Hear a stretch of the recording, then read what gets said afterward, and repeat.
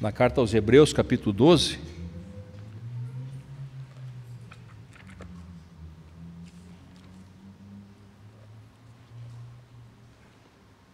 Louvado seja Deus pela tua presença aqui hoje. Deus tem algo preparado para nós. Hebreus capítulo 12. Temos uma mensagem importante de Deus nesses textos, nesse texto, mais precisamente.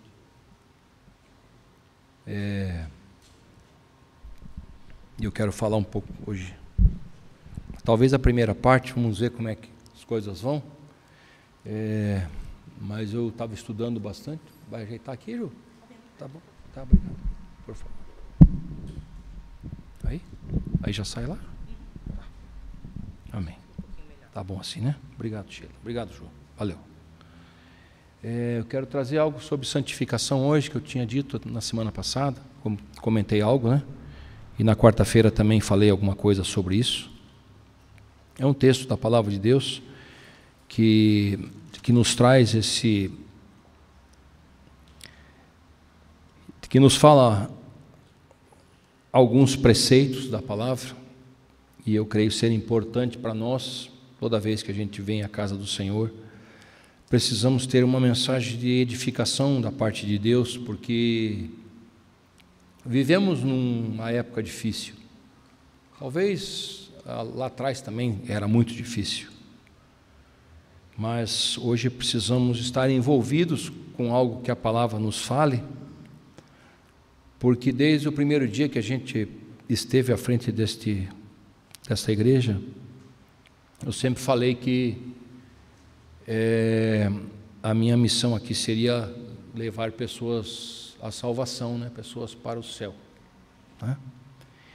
E esses dias antes de preparar essa mensagem, eu estava pensando que preparar pessoas para ir ao céu é preparar pessoas para conhecer Deus. É preparar pessoas para que aonde Deus esteja, a gente esteja junto. Que aonde Jesus esteja, a gente esteja junto, né? Em João capítulo 14, Jesus fala lá, um pouco antes de ser elevado aos céus e passar tudo o que passou, fala que Ele não se turbe o vosso coração, crede em mim, crede em Deus. Na casa de meu Pai há muitas moradas. Se assim não fosse, eu não teria dito, né?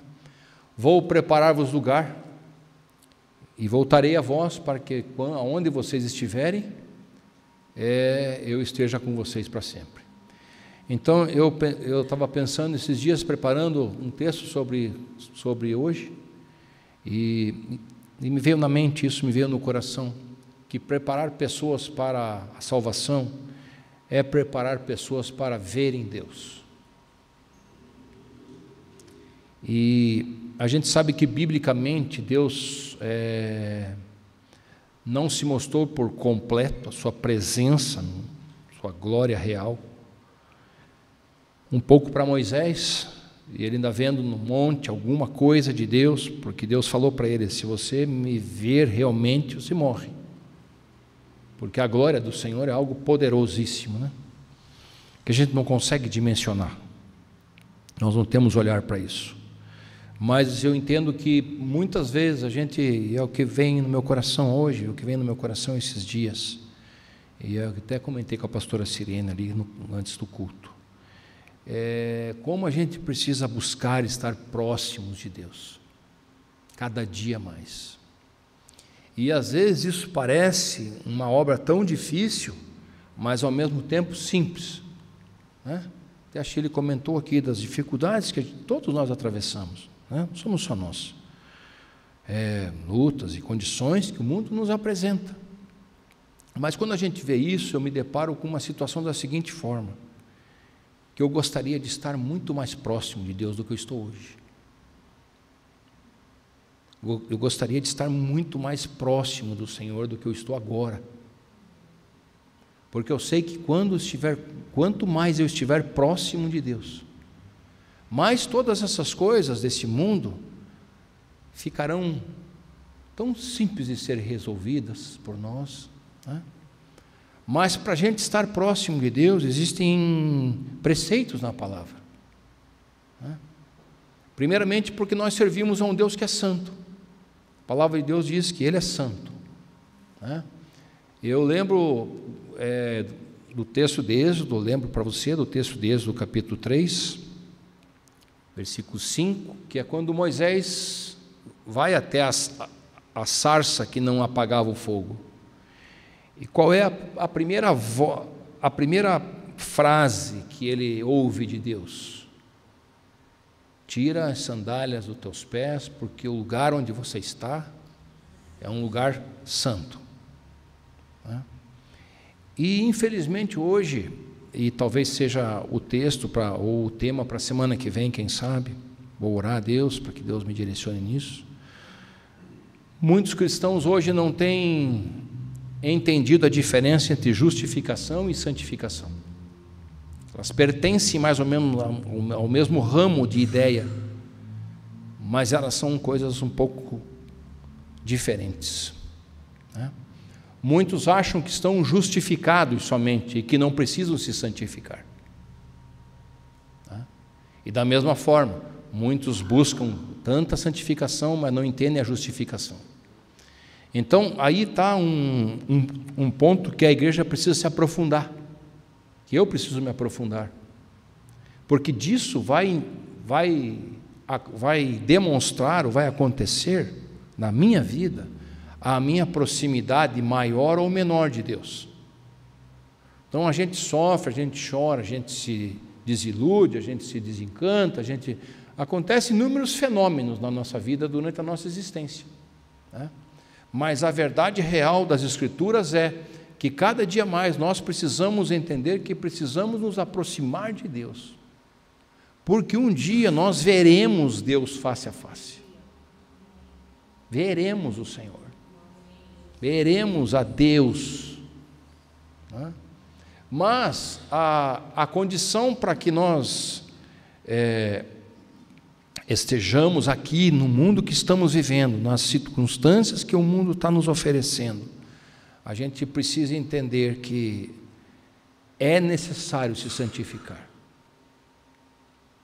é necessária a santificação. E aí a interpretação de santificação para muitos é orar, é jejuar, é fazer algum tipo de sacrifício, como a gente vê pelo mundo, né? Pessoas saindo em procissão, pessoas pagando promessas, né? Indo a pé daqui para São Paulo, indo a pé daqui não sei para onde, né? Onde a gente vê que biblicamente isso não tem importância alguma, porque Deus hoje não exige de nós mais sacrifícios, mas exige de nós obediência.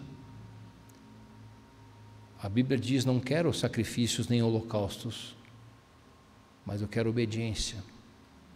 Então, a confirmação de Deus sobre isso é o texto que eu quero ler com você, e outros textos que eu quero ler, e eu vou me deter no tempo também, para não me prorrogar muito, e que, se assim Deus permitir, na semana que vem a gente retome, porque eu fui estudando hoje de manhã, acordei mais cedo um pouco, e fui estudando alguns textos, tem muita coisa, a Bíblia fala muito sobre santificação, porque santificação na sua essência é separação, é você ser separado para algo, né? E existem temas e existem passagens bíblicas que narram exatamente isso, né?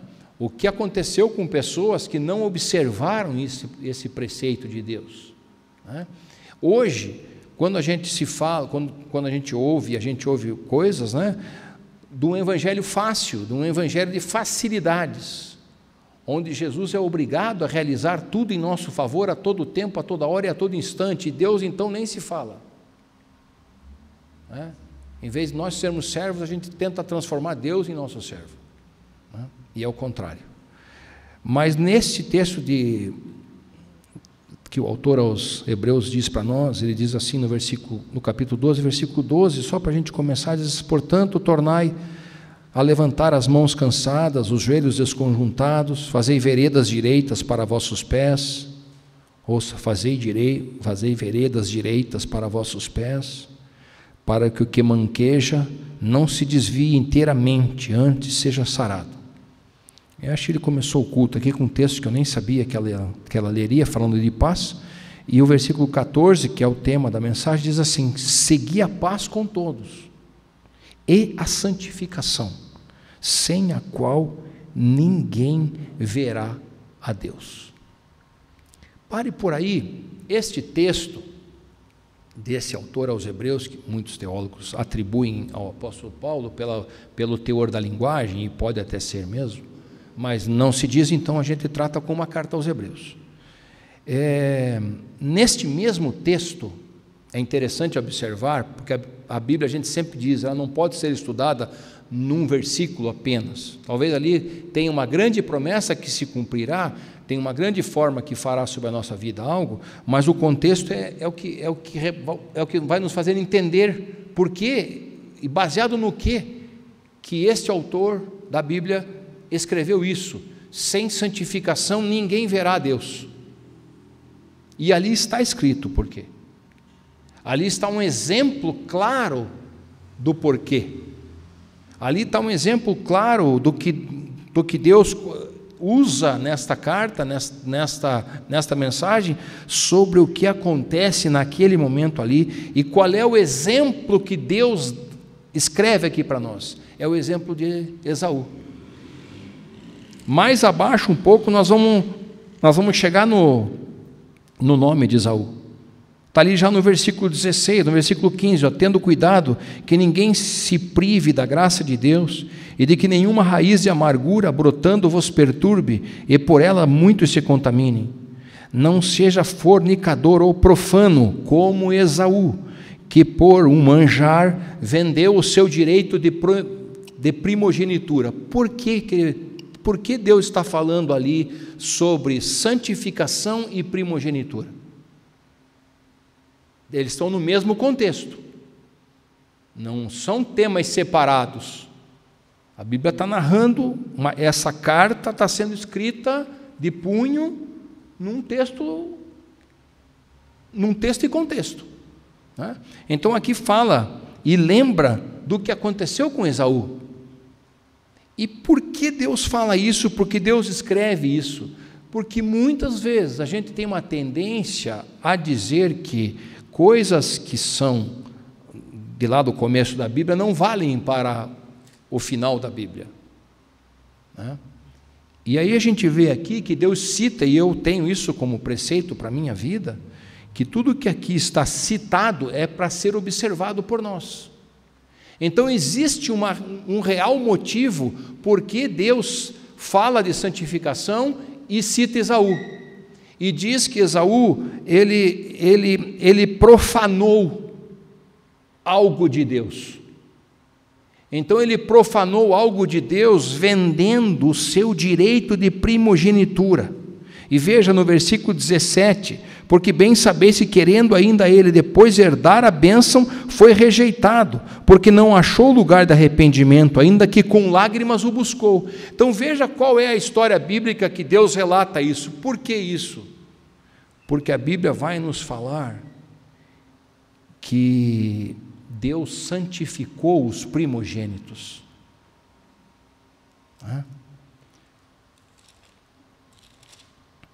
Deixa eu achar aqui para você ver comigo.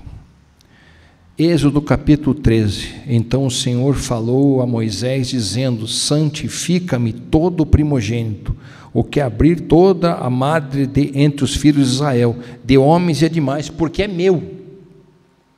Então, quando a gente entende aqui Deus falando assim, puxa vida, então a gente vai usar isso hoje, a gente vai usar isso hoje como um contexto. A gente vai usar isso para interpretar o que Deus está falando acerca de nós, o que Deus está mostrando para nós hoje.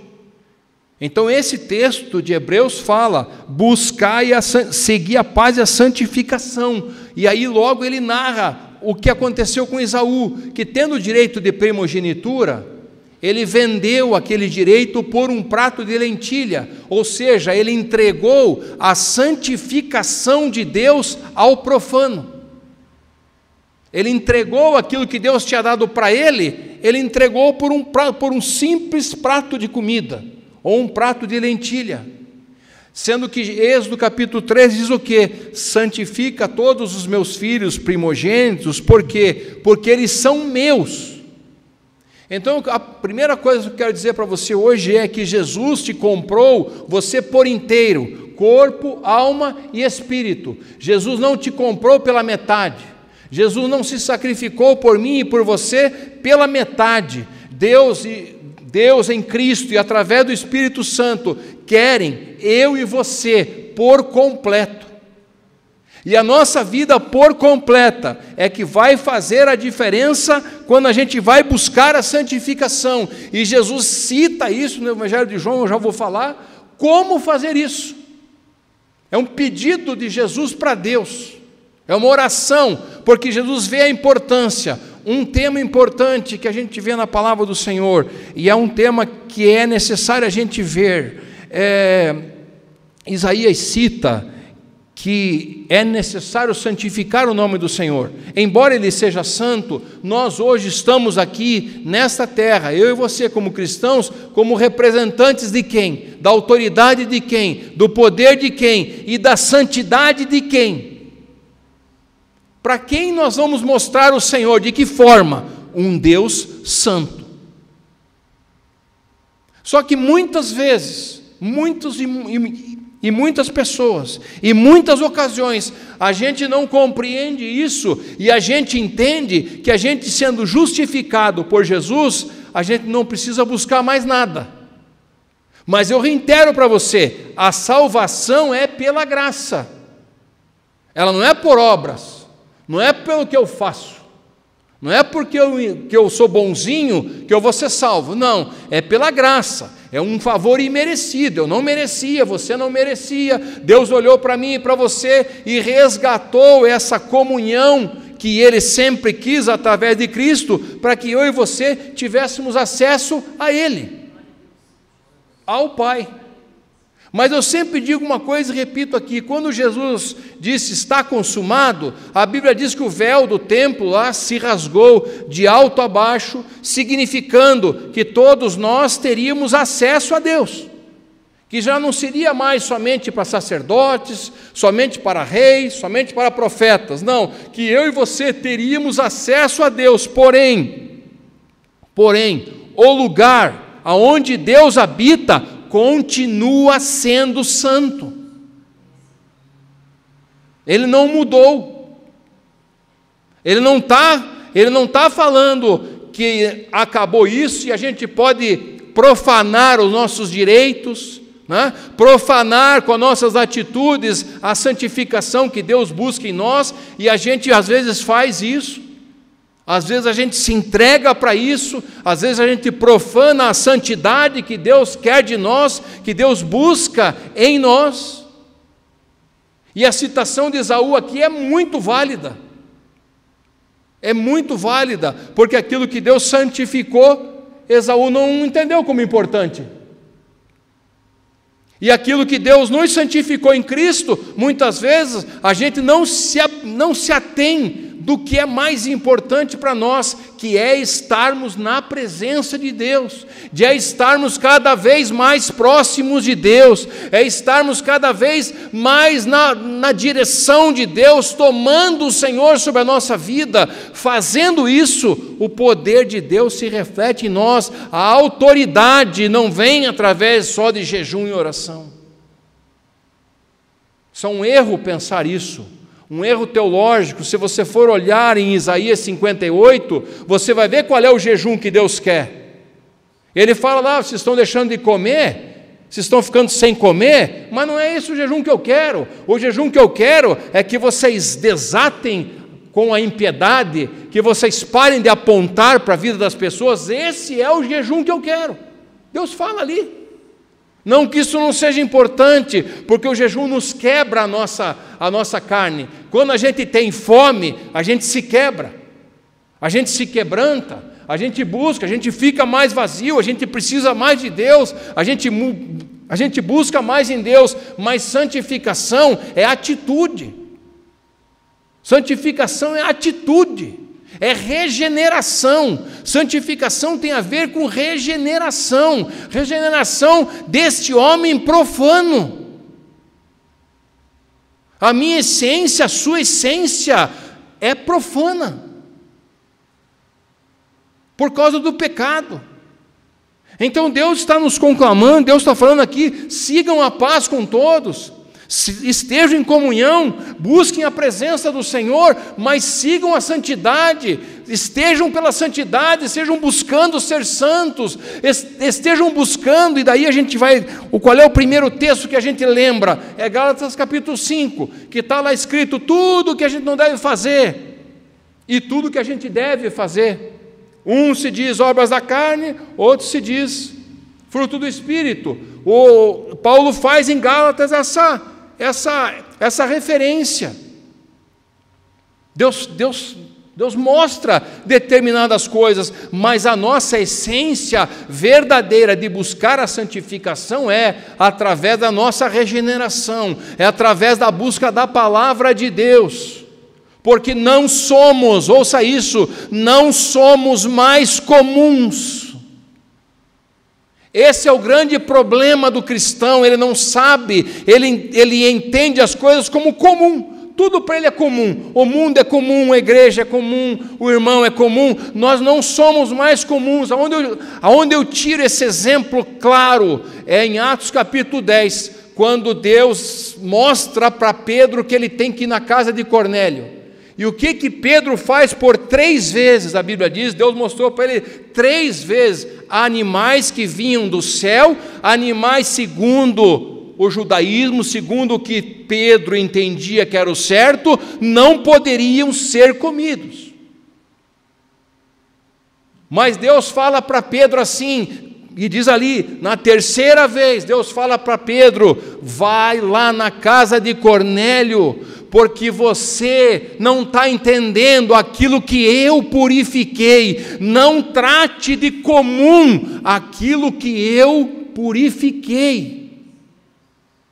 E nós hoje somos perdoados, somos purificados em Cristo Jesus. A palavra de Deus diz que Jesus Cristo é o primogênito de Deus, que é o seu Filho unigênito, que é aquele que conquistou, que saiu da sua glória e conquistou esse caminho, esse acesso novamente até Deus. Mas isso não é de qualquer jeito, não é misturando o santo e o profano. E aí eu recebi uma palavra esses dias que está em Ezequiel capítulo 44, versículo 23, em que Ezequiel está falando acerca dos sacerdotes, e ali ele diz assim, e Deus usando Ezequiel dizendo assim: porventura os sacerdotes não são chamados para mostrar para o povo a diferença entre o santo e o profundo, o que é limpo e o que é impuro? Não é esse um chamado do sacerdote? Então a gente precisa conclamar, eu preciso para a minha vida conclamar, você precisa para a sua vida conclamar a santificação que vai te levar a conhecer Deus. Porque a Bíblia está clara: sem santificação ninguém verá o Senhor. Não adianta, está escrito aqui que ninguém. Como que vou chegar lá? Me santificando, me regenerando, não me conformando com as coisas do mundo. Agora, para muitos não tem diferença nenhuma estar aqui ou em qualquer outro lugar, é a mesma coisa. Ele acha que estando lá, o problema não é dele, Jesus já ganhou para ele aquilo, que é o que eu quero falar, que é a diferença entre justificação e santificação. E esquecem-se de que o profano nos ronda, o profano está à nossa volta, como estava na vida de Esaú, e Esaú não resistiu e profanou aquilo que Deus tinha santificado. Depois nós vamos ler no final, lá 1 Pedro, capítulo 2, versículo 9, que tem um texto que a gente gosta de usar muito, mas a gente não estuda o que está escrito ali. Então, a Bíblia diz: sede santos, porque eu sou santo, porque Deus é santo. Deus é santo, Ele continua sendo santo.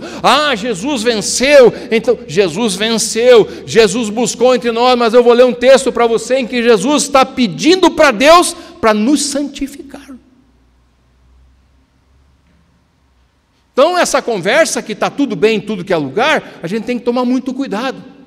Muitos de nós trabalhamos muitas vezes com pessoas que não são cristãs. A gente está em ambientes não cristãos, não é isso que Deus está falando para nós. Nós temos muitas vezes que ir em lugares que somos obrigados, muitas vezes, pela nossa questão de trabalho, pela nossa questão, às vezes, de estudo, às vezes de um parente, às vezes alguma coisa, que propriamente dito não é o lugar onde Deus está.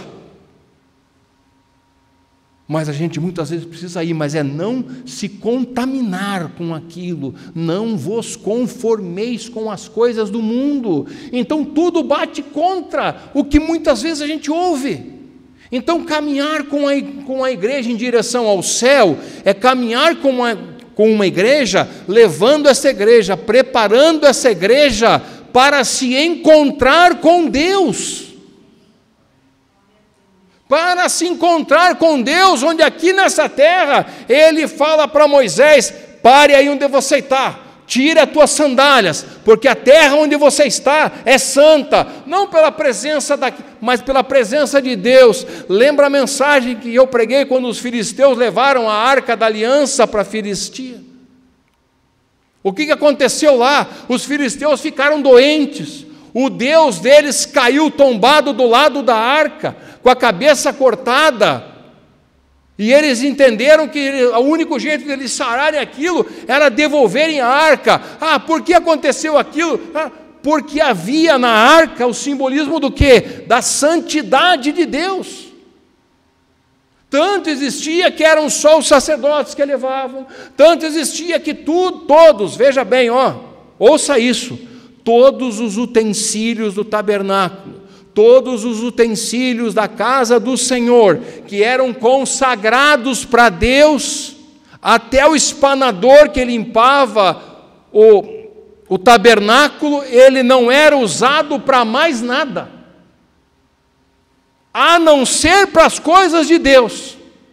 Aí Deus fala para nós: vós sois templo do meu Espírito, o meu Espírito está sobre vocês, vocês são templo do Espírito Santo. E aí o que a gente entende com isso? Nós somos a habitação de Deus.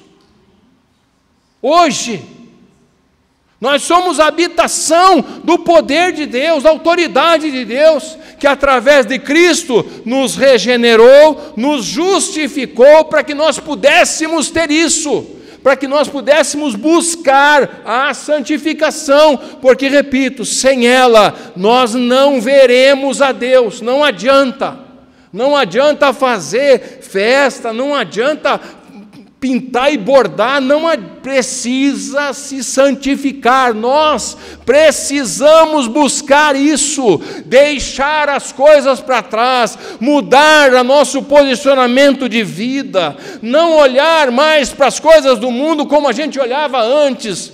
Não é fácil, mas é simples. Ou é simples, mas não é fácil. Porque o que eu disse, nós temos um temperamento, cada um de nós tem algo, e a essência vai cair numa só, no pecado original. Sempre vai bater ali.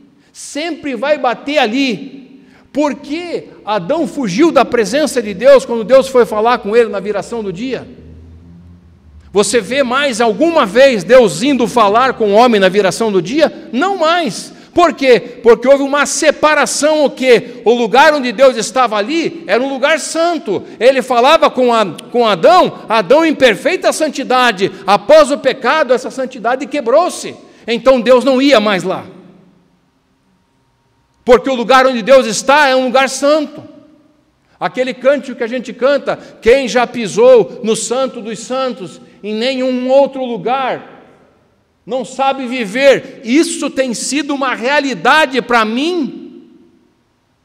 Esse cântico ele tem um toque, né?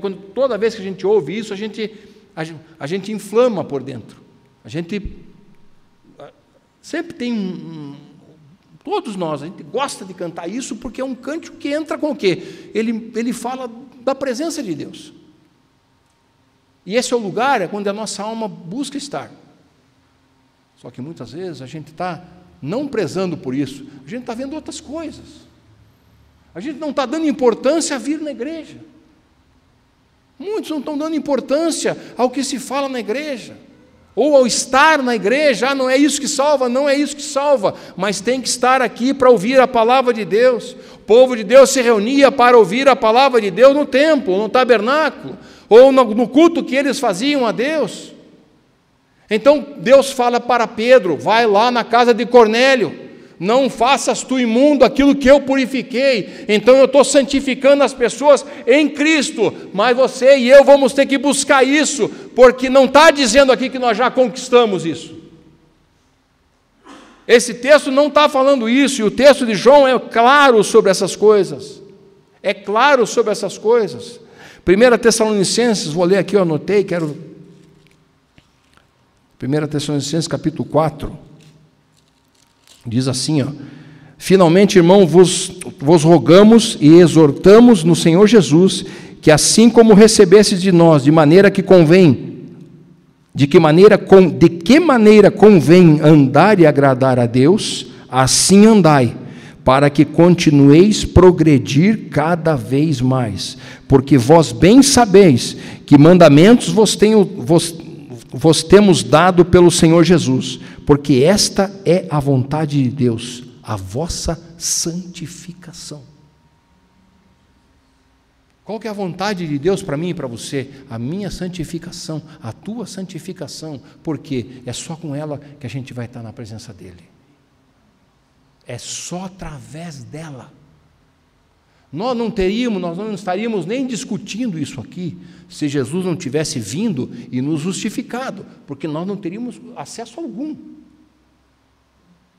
Mas Ele veio e nos deu a condição disso, porém, Deus busca em nós isso, essa verdade bíblica que existe. Essa verdade bíblica que existe. Vou só citar um texto que eu quero, quem sabe, deixar para a semana que vem, mas eu vou dar, como dizem, um spoilerzinho. Quer ver? Dois filhos de Arão, Nadab e Abiú, e eles eram sacerdotes, porque Arão era o sumo sacerdote, a descendência de Arão era de sacerdotes. Eles, em uma ocasião, eles foram colocar fogo no tabernáculo, não fogo no tabernáculo, mas aonde se colocava o fogo, e eles descaracterizaram a santidade de Deus e não pegaram o fogo, porque existia um lugar onde o fogo era permanente. Então eles tinham que pegar para acender ali naquele fogo, e eles desprezaram aquilo e fizeram um fogo de um outro lugar lá e foram se apresentar na presença de Deus. Pergunto para você, o que aconteceu com os dois? Os dois foram queimados pelo aquele mesmo fogo. E aí Deus falou para os outros filhos de Arão: vocês estão vendo isso aqui? Tem fogo estranho no meu altar. Por quê? Eles não observaram a santidade de Deus nas coisas que Deus fazia.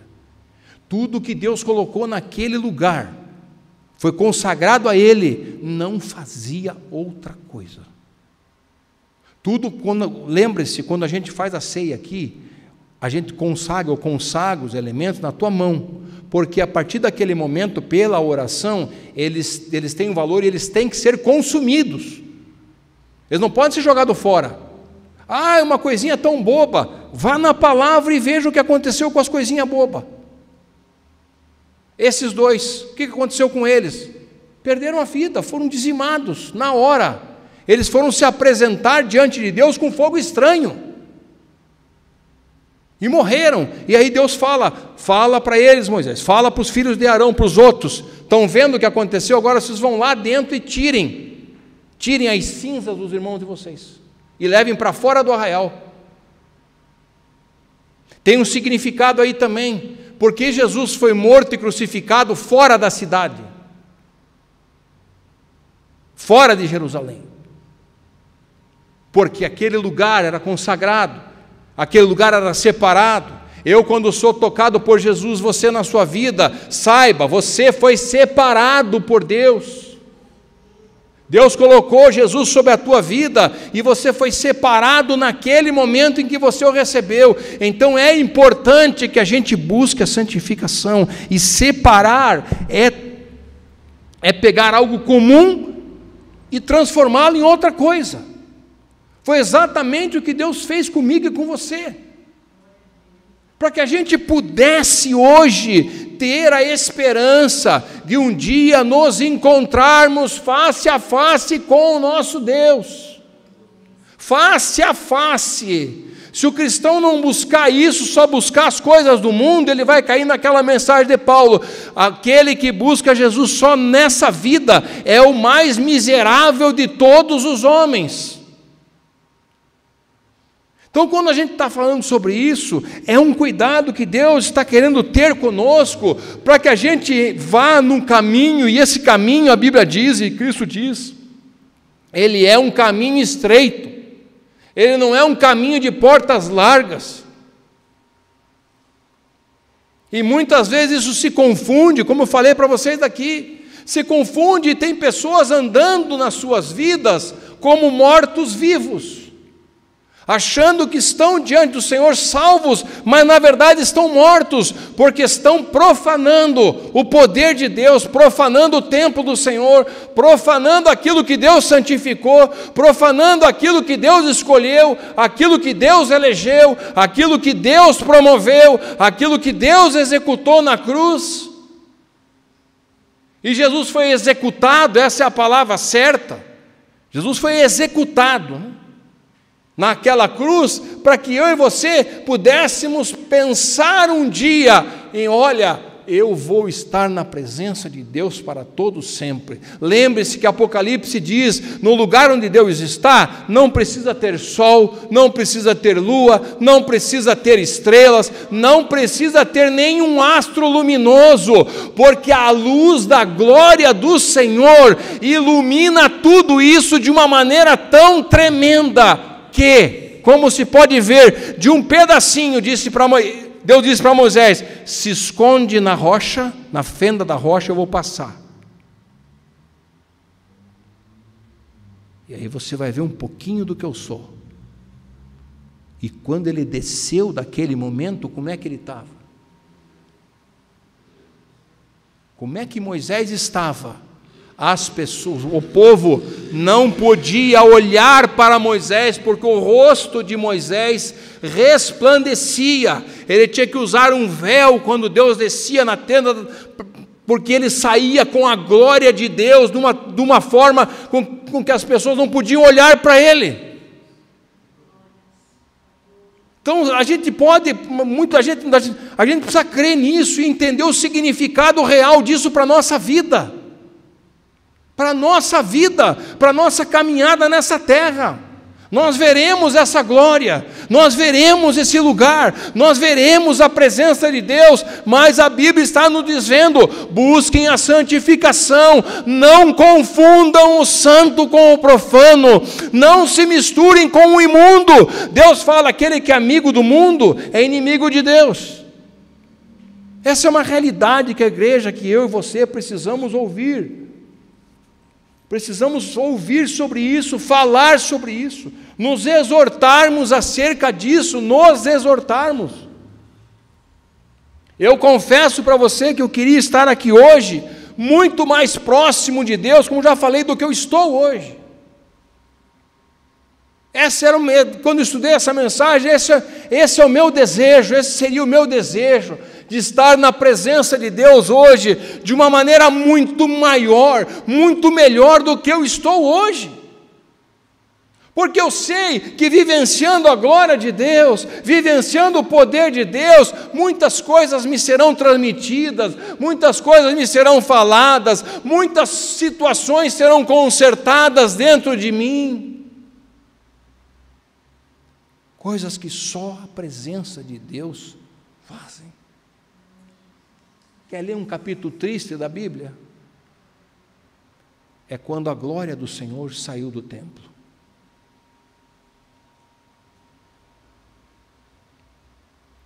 Busca lá no Google, ache. E o profeta fala claramente que a glória foi saindo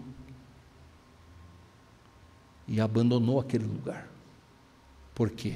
Porque o povo tinha profanado as coisas de Deus. Quer ver como é sério isso? o filho de Nabucodonosor. Deixa eu abrir aqui, Daniel.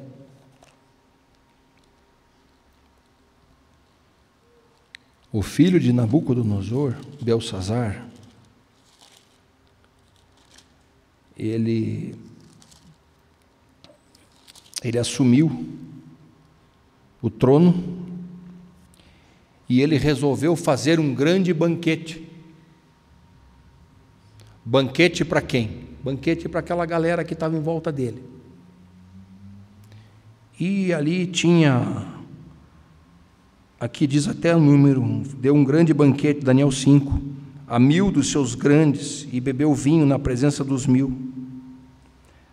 Havendo Belsazar provado o vinho, mandou trazer, ouça isso, mandou trazer os utensílios de ouro e de prata que Nabucodonosor, seu pai, tinha tirado do templo que estava em Jerusalém. Lembra quando eu falei que as coisas que estavam sendo santificadas e consagradas no templo, elas não poderiam ser usadas para outras coisas?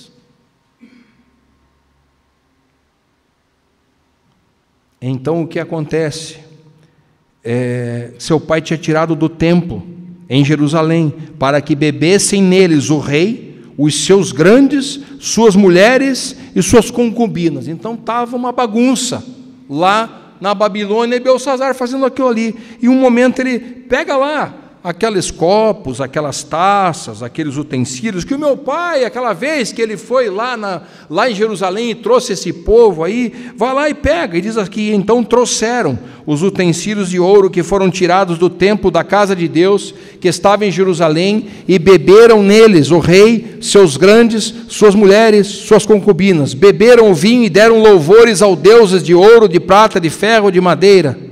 Na mesma hora que eles fizeram isso, apareceram uns dedos de mão de homem e escreviam defronte do castiçal na parede do palácio real, e o rei via parte da mão que estava escrevendo. Daí vai relatando tudo isso daqui, e aí foi chamado Daniel e disse para ele: esta, pois, é a escritura que se escreveu, Mene, Mene, Tekel e Parsim. Esta é a interpretação daquilo. Mene, contou Deus o teu reino e o acabou. Tekel, pesado foste na balança e foste achado em falta.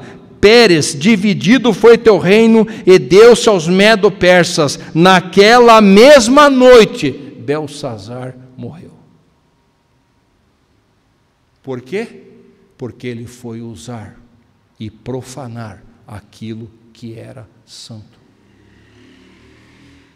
Então a questão é, quando eu estou diante de Deus, o que está valendo para a minha vida, o que está valendo diante de Deus, nós não podemos, nós temos que ter ousadia, assim como Deus fala, ousadia, tenham ousadia para chegar no lugar onde Deus está, através de Jesus Cristo. Porém, a nossa chegada precisa ser em busca da santificação. Quem sabe a gente vai viver, mas Deus tem que enxergar em nós que nós estamos buscando Ele. E se estamos buscando Ele, precisamos santificar a nossa vida, sermos regenerados pelo poder do Espírito Santo de Deus.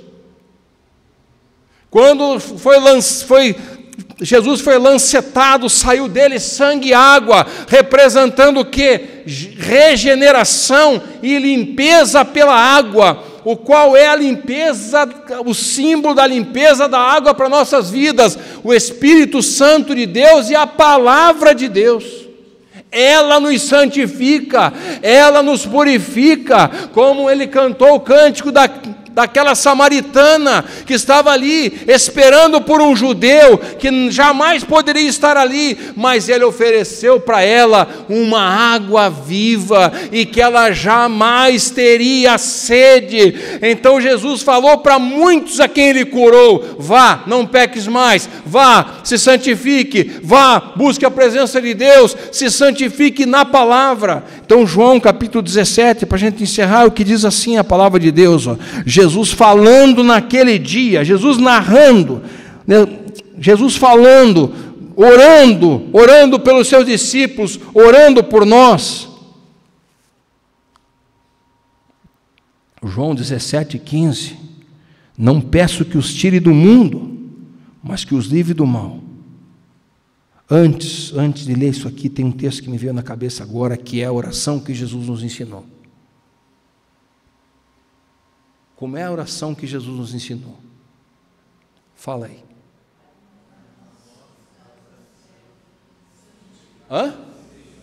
Como é que é? Santificado seja o vosso nome. Quem que está falando isso? Sou eu e você. Seja santificado em quem? Venha a nós o teu reino, seja feita a tua vontade, assim na terra como nos céus. Então não tem como se desassociar santificação da palavra de Deus, porque até na oração que Jesus fez e que nos ensinou, ela está escrita ali. E santificar não é a gente vai santificar Deus. Deus não precisa ser santificado, Deus já é santo. Mas quando ele fala ali, Pai nosso que está no céu, santificado seja o teu nome, ou seja, eu estou falando isso, então nas minhas ações, nas minhas atitudes, naquilo que eu canto, naquilo que eu prego, naquilo que eu falo, naquilo que eu faço, eu preciso estar santificando a Deus, porque Ele nos chamou para isso. Para exatamente isso. Então Jesus está orando ali pelos seus discípulos, ele fala: Pai, não peço que os tires do mundo, mas que os livres do mal. João capítulo 17, eles não são do mundo, como eu também não sou do mundo. Ouça o que Jesus fala aqui agora. E por eles eu me santifico a mim mesmo, para que também eles sejam santificados na verdade. Eu não rogo somente por estes, mas também por aqueles que pela sua palavra hão de crer em mim. Então Jesus faz uma obra de regeneração, de restauração, de reestruturação completa nossa, possibilidade de nós nos reconciliarmos, possibilidade de nós repararmos muitas coisas que precisamos reparar através dele. E quando ele fala isso, logo em seguida ele vai falar do Espírito Santo. E o Espírito de Deus está em nós, para quê? Para quê? Nós conversávamos em casa hoje isso. Tem até um livro, O Deus Esquecido, né? Um Deus Esquecido.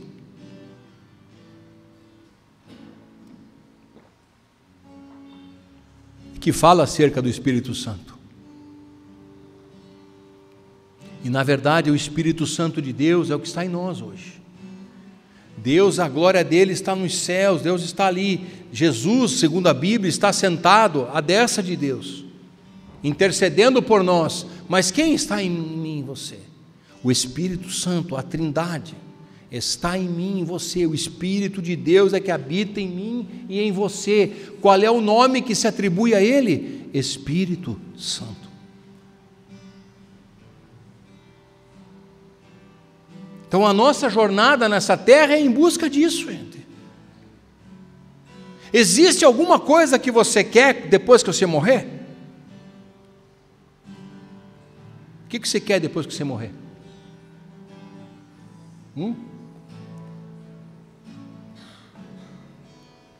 A hora que você fechar os teus olhos, você quer abrir teus olhos aonde?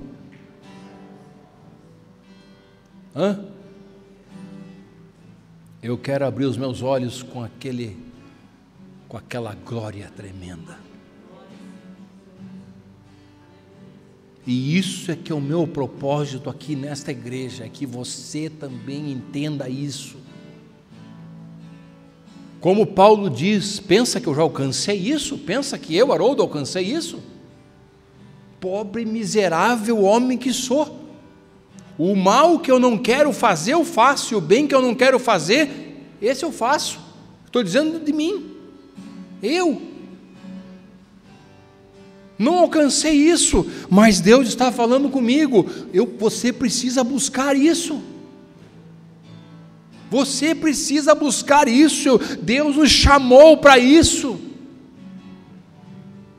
É a forma com que Deus encontrou na sua essência maior, de nós estarmos com Ele um dia, de nós podermos vê-lo,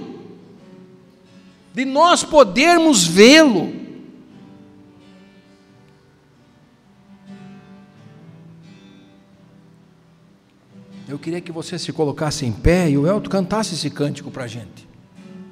Mas hoje eu queria que você cantasse esse louvor, esse cântico, essa música, entendendo o que isso significa, entendendo o que isso significa.